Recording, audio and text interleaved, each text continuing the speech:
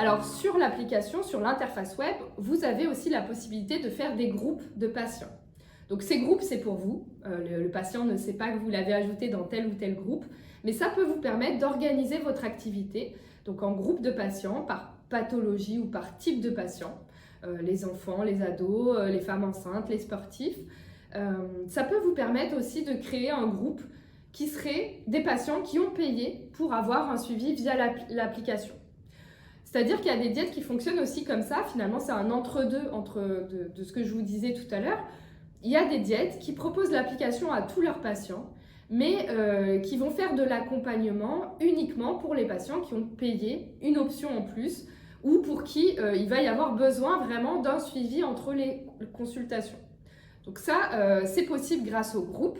Ces groupes-là, une fois que vous les avez créés, ils vont vous permettre de filtrer sur le tableau de bord le groupe qui vous intéresse.